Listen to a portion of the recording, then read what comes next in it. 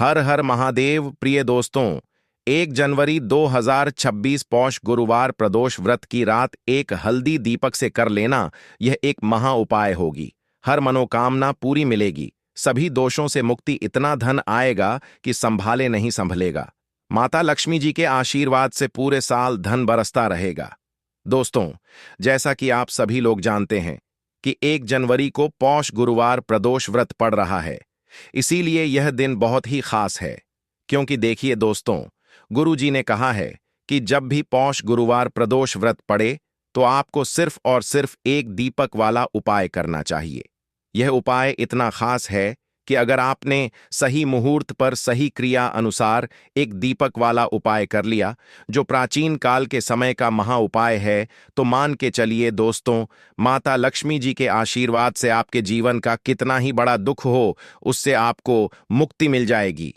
आपकी कोई भी मनोकामना हो, मान लीजिए आप नौकरी की तैयारी कर रहे थे, आपकी नौकरी लग जाएगी, आपका बंद पड़ा व्यापार चल पड़ेगा, जिस बीमारी से आप बहुत दिनों से परेशान थे, उस बीमारी से आपको मुक्ति मिल जाएगी।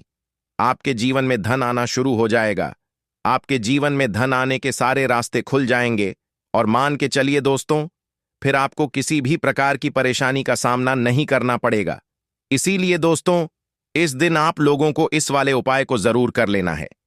भले ही आपने पूरे साल भर इस उपाय को ना किया हो, पर अगर आपने इस पौष गुरुवार प्रदोष व्रत के दिन अगर इस वाले उपाय को कर लिया, तो आपको इस उपाय को करने का वह फल मिलेगा जिसकी आपने कभी कल्पना भी नहीं करी होगी। इसीलिए आप लोग इस एक दीपक वाले उपाय को एक बार जरूर कर लेना, ताकि आप लोगों के हाथ से यह मौका ना जा सके और आपको इस उपाय को करने का फल मिल सके। दोस्तों, यह उपाय पंडित जी ने अपनी अभी की ही शिव महापुराण की कथा में बताया है, जो इस उपाय को आज हम आपको बहुत अच्छे से समझाने वाले हैं। इस वीडियो को देखने के बाद इस उपाय को समझने के लिए आपको कोई और वीडियो को देखने की जरूरत नहीं पड़ेगी। तो चलिए दोस्तों, उपाय को शुरू करते हैं। उससे पहले है माता लक्ष्मी आपके इस वीडियो को जो भी लाइक और चैनल वास्तु के उपाय को सब्सक्राइब करें, उसके जीवन में कभी दुख दर्द मत आने देना। साथ ही साथ कमेंट बॉक्स में 5 जय श्री हरि जरूर लिखें, ताकि माता लक्ष्मी जी की कृपा आप सभी को प्राप्त हो सके। इसी के साथ मैं आप सभी को बता दूं कि आप लोग वीडियो को पूरा नहीं देखते हो, काट काट कर देखते हो और गलत गलत उपाय को कर लेते हो, तो आपसे निवेदन है कि वीडियो को पूरा जरूर देखें।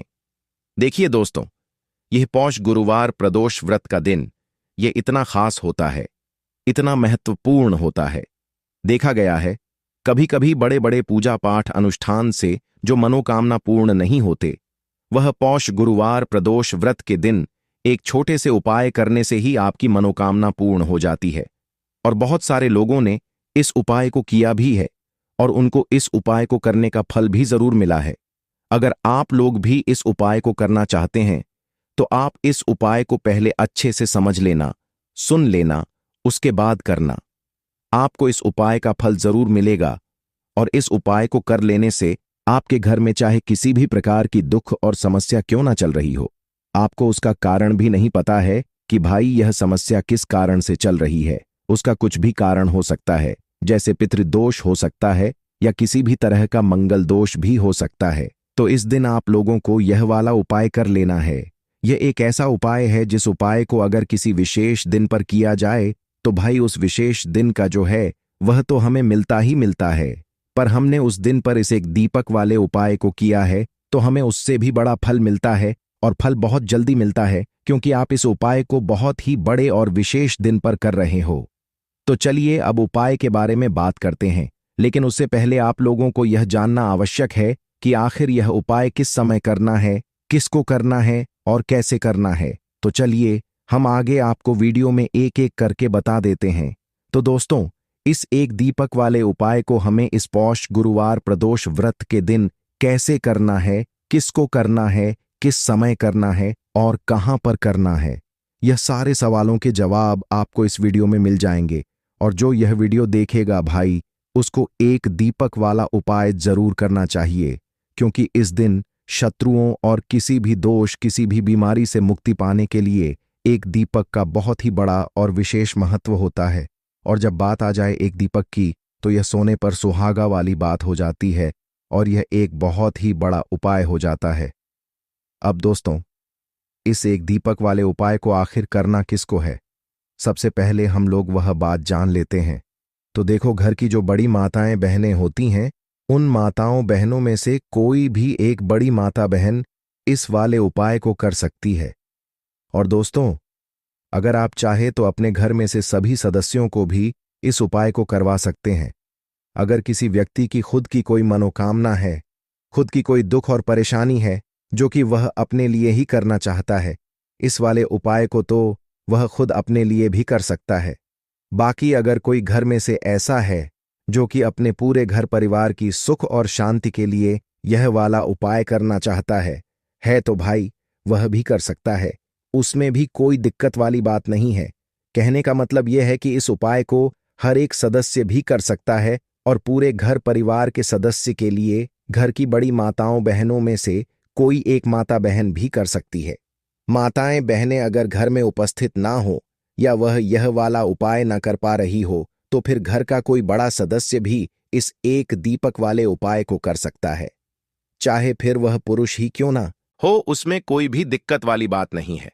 अब दोस्तों, एक दीपक वाले उपाय को हमें करना कहां पर है? देखो, इस उपाय को हमें मंदिर में ही करना है। बहुत सारे लोग प्रश्न करते हैं, हर एक उपाय को करते समय क्या हम इस उपाय को घर पर या मंदिर में कर सकते हैं? देखो, तो इस वाले उपाय को आप मंदिर पर करोगे तो अच्छा रहेगा, घर में नहीं करना है इस वाले उपाय को। उसके बाद में दोस्तों, जो अगला प्रश्न निकल कर आता है वह यह आता है इस उपाय को लेकर कि आखिर इस उपाय को हमें किस समय करना है, सुबह के समय करना है कि शाम के समय करना है? तो देखो, इस वाले उपाय को आप लोग सुबह के समय भी कर सकते हो और शाम के समय प्रदोष काल में भी कर सकते हो। अब अगर आप पूछो कि भाई साहब, सबसे उत्तम समय कौन सा रहेगा इस एक दीपक वाले उपाय को करने का, तो हम आपसे बस यही कहेंगे कि इस उपाय को आप शाम के समय करेंगे तो ज्यादा बेहतर होगा, क्योंकि पौष गुरुवार प्रदोष व्रत का दिन है और इस दिन प्रदोष काल के बहुत महत्व होता है। बाकी अगर सुबह के समय भी करेंगे तो भी अच्छा होगा, उसमें कोई भी दिक्कत वाली बात नहीं है। तो अब दोस्तों, जो अगली सबसे बड़ी और महत्वपूर्ण बात आती है वह यह आती है कि सुबह अगर हम उपाय को करेंगे तो हमें कितने बजे से लेकर कितने बजे तक के बीच में करना है, और शाम के समय प्रदोष काल में करेंगे तो हमें कितने बजे से लेकर कितने बजे के बीच में करना है। तो देखो, सुबह जितनी जल्दी हो सके आप उपाय को करने की कोशिश करना। बाकी अगर किसी कारणवश लेट भी हो जाओ, थोड़ी देर भी हो जाए, तो देखो, सुबह जितनी जल्दी हो सके कि आप उपाय को करने की कोशिश करना। बाकी अगर किसी कारणवश लेट भी हो जाओ, थोड़ी देर भी हो जाए, तो 10 या 11 बजे तक भी आप उपाय कर लेना, पर 12 बजे से ज्यादा देरी ना हो, ठीक है? इस बात का ध्यान रखना।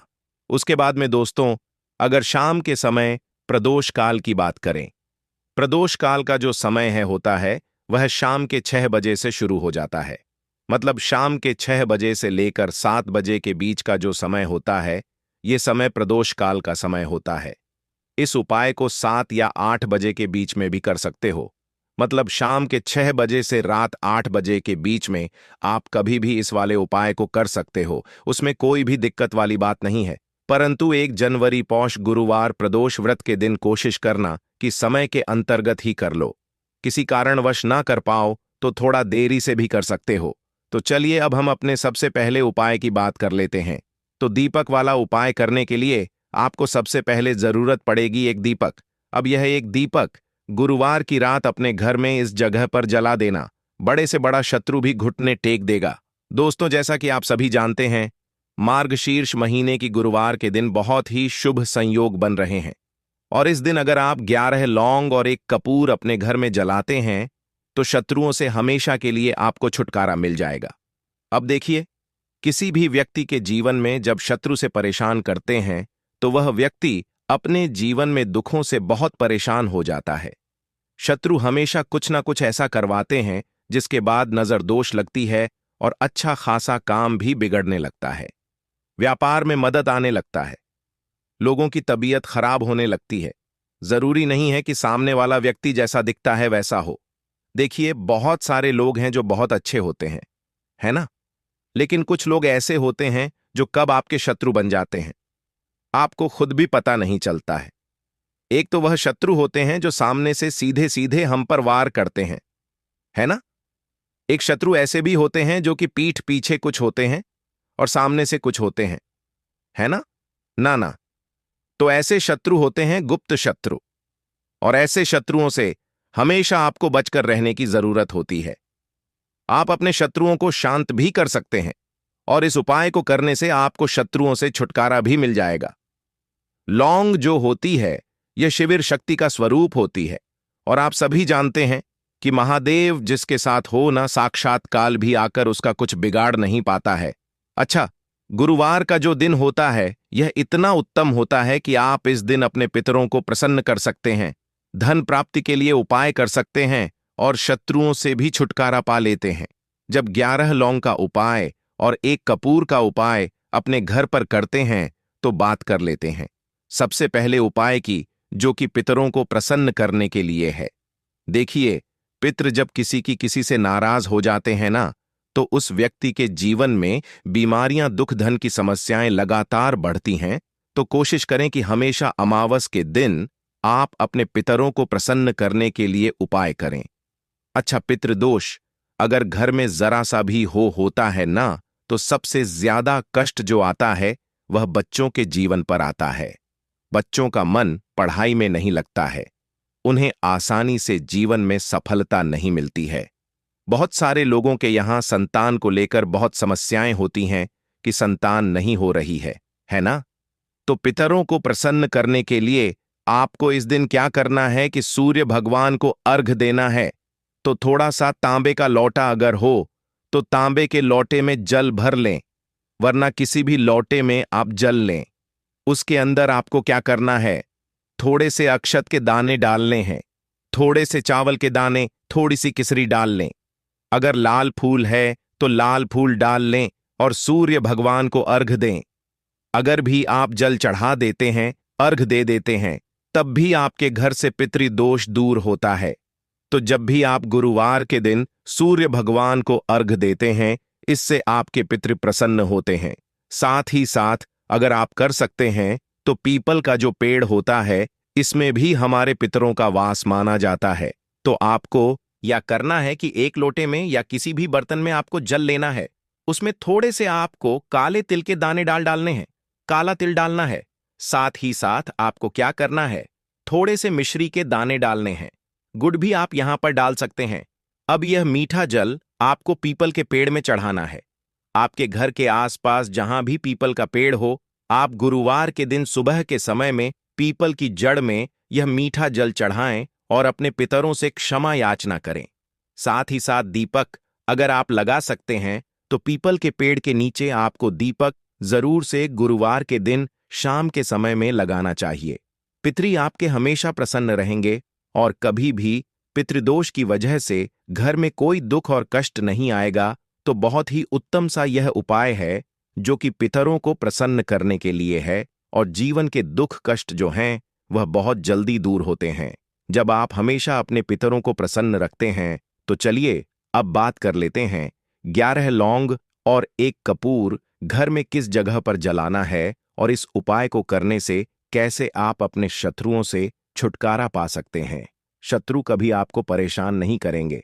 शत्रु चाहे कैसे भी हो, सामने से कोई व्यक्ति शत्रु है या गुप्त शत्रु है, हर प्रकार के शत्रु जो है यह शांत हो जाएंगे और चाहकर भी आपका कुछ बिगाड़ नहीं पाएंगे। तो देखिए, उपाय को करने के लिए आपको 11 साबुत लौंग लेनी है। एक भी लौंग खंडित ना हो, टूटी हुई ना हो। एक छोटा सा कपूर का टुकड़ा लेना है, जिसे कि कपूर की टिकियां भी बोलते हैं। एक कोई भी यहां पर मिट्टी का दीपक ले लें या पीतल का बर्तन ले लें। उसके अंदर 11 लौंग रखेंगे, 1 कपूर रखेंगे, थोड़ा सा देसी घी इसके ऊपर से आप डाल देंगे। अब ये आपको गुरुवार के दिन रात के समय में, ठीक है ना, जब सूर्य अस्त हो जाता है, उसके बाद किसी भी समय आपको अपने घर में जलाना है और इसका धुआं पूरे घर में अच्छे से दिखाना है। जितने भी कमरे हैं, जितने भी रूमर्स हैं, बरामदा, आंगन, ठीक है ना, बालकनी, जो भी आपके घर में है, सभी जगह पर आपको इसका धुआं अच्छे से दिखाना है। और साथ ही साथ आपको महादेव का ध्यान जरूर करना है। देखिए, जब भी आप अपने घर में यह लौंग और कपूर गुरुवार के दिन जलाते हैं, सबसे पहले तो शत्रुओं से छुटकारा मिल जाता है। कोई भी शत्रु कुछ भी करता है, वह आपके घर तक चीज नहीं पहुंचती है, आपका कुछ नहीं बिगड़ता है। दूसरी चीज कि जब भी लौंग और कपूर आप जलाएंगे, आपके घर पर कोई संकट नहीं आता है, आपके धन पर कोई संकट नहीं आता है, घर में कोई परेशानियां नहीं आती हैं और हमेशा आपके घर में सकारात्मक ऊर्जा बढ़ती है, पॉजिटिव एनर्जी बढ़ती है, जिसके बाद आपके घर में धन की देवी माता लक्ष्मी वास करती है। लौंग और कपूर जिस घर में कोई भी व्यक्ति जलाता है, विशेषकर गुरुवार के दिन, तो ऐसा समझ लीजिए इसके बहुत चमत्कार हैं। बहुत ज्यादा लाभ है, तो कोशिश कर कि गुरुवार के दिन रात के समय में किसी भी समय आप अपने घर में 11 लौंग और एक कपूर जरूर जलाएं। शत्रु जो हैं वह घुटने टेक देंगे और आपका कुछ नहीं बिगाड़ पाएंगे। साथ ही साथ धन की वर्षा भी घर में होगी और धन से जुड़ी जितनी भी समस्याएं आपके जीवन में आ रही हैं, बहुत तेजी के साथ आपके जीवन से दूर होती चली जाएंगी। तो चलिए अब बात कर लेते हैं अपने तीसरे उपाय की। और तीसरा उपाय है धन वर्षा के लिए और धन को बढ़ाने के लिए। बहुत सारे लोगों की यह समस्या होती है कि पैसा बढ़ता नहीं है। पैसा तो आता है घर में, लेकिन पैसा बढ़ता नहीं है। या कुछ लोग ऐसे भी हैं जो कहते हैं कि पैसा बढ़ेगा तो तब जब घर में पैसा आएगा, बिल्कुल से पैसा आना बंद हो रहा है। व्यापार दिन पर दिन खराब होता जा रहा है। नहीं समझ आ रहा किसी ने कुछ करा दिया है या फिर घर में कुछ ऐसा है, वास्तु दोष है, नजर दोष है, जिसकी वजह से घर में तरक्की लोगों की नहीं हो रही है। ठीक है ना? बिल्कुल, व्यापार धंधा सब बेकार होता चला जा रहा है। जो भी व्यापार कर रहे हैं उसमें लगातार घाटा हो रहा है। तो यह उपाय आप करिए गुरुवार के दिन और फिर इसका चमत्कार खुद देखिए। चाहे व्यापारी हैं, आप कोई बिजनेसमैन हैं, दुकान है, आपकी हर प्रकार के काम में लाभ ही लाभ मिलता है। जब इस उपाय को आप करते हैं, आपको क्या करना है? 2 फूल वाली लौंग लेनी है, एक लाल फूल लेना है। गुलाब का फूल भी आप यहां पर ले सकते हैं। उसी गुलाब के फूल में यह 2 फूल वाली लौंग रख देनी है। एक देसी घी का दीपक आपको जलाना है, लंबी बाती का। अब यह दोनों चीजें लेकर अपने घर के मंदिर में आपको बैठ जाना है। शाम के समय में, गुरुवार के दिन शाम के समय में, जब सूर्य अस्त हो जाता है, सूर्य छिप जाता है, अब आपको सबसे पहले देसी घी का दीपक जला देना है, माता लक्ष्मी के सामने और माता लक्ष्मी जी के सामने। ठीक है ना? एक देसी घी का दीपक जला देंगे और जो लौंग और फूल आपने लिया है, यह अपने सीधे हाथ में आप रख लेंगे। अब आपको माता लक्ष्मी से अपने जीवन की समस्याओं को कहना है कि मेरा काम नहीं चलता है, मेरा व्यापार अच्छे से नहीं बढ़ता है, मेरा धन नहीं बढ़ रहा है, मेरे पैसे में बढ़ोतरी नहीं हो रही है। जो भी दुख है, जो भी पैसे को लेकर समस्याएं जीवन में है, सब कुछ आपको माता लक्ष्मी और श्री हरि विष्णु से कह देना है। ठीक है ना? इसके बाद आपको मंत्र बोलना है 11 बार, ओम नमो भगवते वासुदेवाय नमः। 11 बार यह मंत्र बोल देंगे और फिर वह फूल आपको माता लक्ष्मी को अर्पित कर देना है, उनके सामने चढ़ा देना है। चाहे मूर्ति है, आपके घर में माता लक्ष्मी की कोई भी तस्वीर है, प्रतिमा है, फिर आपको क्या करना है कि अपने घर के मुख्य दरवाजे पर भी 2 दीपक जरूर जलाने हैं, बाहर की तरफ गुरुवार के दिन। फिर देखिए आपके घर में कैसे पैसा आता है और धन बढ़ता चला जाता है। अब अगले दिन आप क्या करेंगे? जो फूल और लौंग आपने माता लक्ष्मी के सामने चढ़ाई थी, ठीक है ना, तो फूल तो आप किसी भी पेड़ पौधे के, चाहिए आप झाड़ू को सूर्यास्त के बाद बिल बकल भी ना लगाए भक्तों। वैसे तो आपको झाड़ू को कभी भी सूर्य के बाद नहीं लगना चाहिए, लेकिन खास 1 जनवरी के दिन तो यह गलती बिल्कुल भी ना करें। मान्यता है कि ऐसा करने से लक्ष्मी रूठ जाती है। और दूसरी तरफ सूर्य अस्त होने के बाद भक्तों, झाड़ू तो क्या पूछा भी नहीं लगना चाहिए। बहुत जरूरी हो तब झाड़ू लगाए, पर कूड़ा इस समय पर जाकर बाहर ना फेंके। इन तमाम छोटी छोटी चीजों का आपको ध्यान रखना है। फिर भक्तों, आप रात को सोने से पहले एक छोटी सी चीज जो मैं आपको बताने वाला हूं, वह झाड़ू के नीचे दबा करके रख दें।